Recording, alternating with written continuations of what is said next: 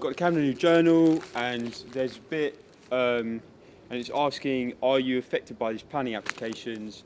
And I thought I'd read them just to see if anyone out there is watching might be affected by these planning applications. King's Cross Road. I'm not going to dox exactly where it is. They're replacing mechanical ventilation and odour control equipment and ductwork from the ground floor kitchen side elevation to the rear ground floor slope roof. So I think that I don't know what that means, but I think that there might be like a big pipe on the side of this building. So if you are affected by pipes or something, then please say, like, you don't want pipes because they can perhaps clear that up. Vickers Road. They've got, in brackets, approved plans, but they've got a variation of condition 2 granting under planning reference 2020/0625/P dated 13/7/2022. Interesting, for demolition of existing dwelling and construction of 2 new residential dwellings. Namely, amendment to the front side of the ground floor rear roof, addition of solar panels and railing near the ground floor. Now, so that is something which I think is quite interesting. I think we should stop and think about that, because these people are actually looking for more to the future, and this sort of energy with solar panels. There actually is a roadblock going on down Bayham Street at the moment, and they are letting people know that there's a roadblock, and the thing that they're using to let people know there's a roadblock actually has solar panels on. So actually, it's reusable energy. Another Marchmont Street, another extraction unit. So there's a lot of extraction going on. I think it's just essentially, for those who don't know, it's just moving air from one place to another. Okay, here we go. British Museum. All right, so this is Great Russell Street. Fire upgrade works. Over 300 existing doors across the British Museum estate.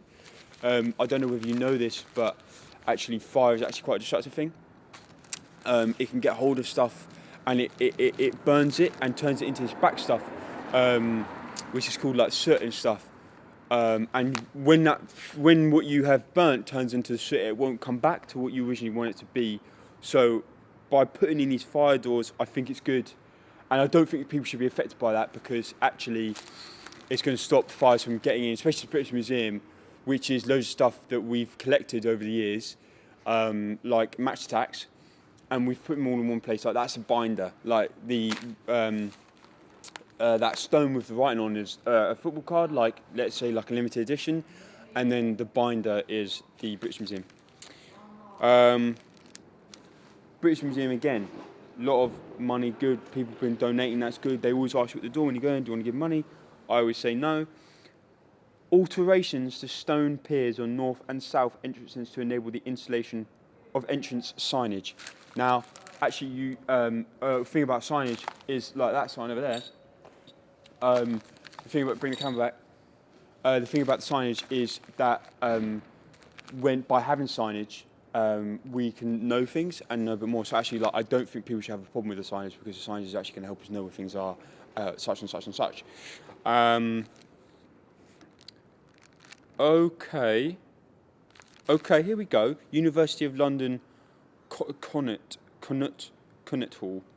Minor internal alterations to the first and second floors to provide additional student bedrooms with ensuite and hand wash basin. Now, I don't think anyone's going to mind an ensuite, as long as they've been fair with it and making sure that everyone else can get an ensuite, because actually, you know, we need to sort of be practicing equality and everything. And I think by sort of bringing that in, then it'll be good. I kind of like to think that I have an ensuite down at Collective HQ, because I get dibs on the toilet, so that, you know, if Ben or Clark needs to use the toilet, well, if I need to go to the toilet before them, then they can't go. And one time I did it, and Ben really needs to go, but I had to go and brush my teeth, and obviously because I have whatever, I go first.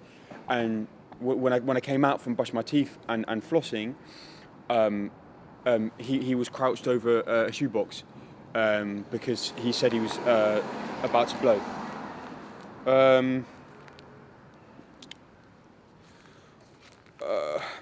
Something called a trellis.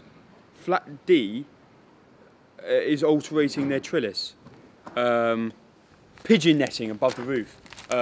So they want some pigeon netting above the roof.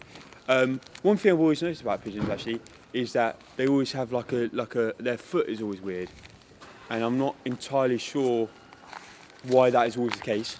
Why their foot's always weird, but I don't know. Like, are they stepping on something, or is it something which is passed down from parent to child? I don't know. Maybe it's something to do with the egg, but I hope it's not netting because I can imagine it'd be quite painful if the bird perhaps is around the netting and then grows around the netting, and then that sort of has an effect on their feet. Because I think pigeons are all right. A lot of people don't like pigeons because they think that they're kind of like vermin, and they want them gone. They want them deleted in some way. Don't know how you do that, but they want that. And so I think that if it's here, then it's here, and I think we should keep it to stay. But like, yeah, so that's kind of, if you're affected by anything of what I've just named, then I think you can email them at planning@camden.gov.uk and let them know. But a lot of things I think is quite positive that we're building at the moment, and I think we should stick to that. And as long as we aren't hurting the pigeons and extracting things from the kitchens, I think that's okay. And we're putting signage in, which is good.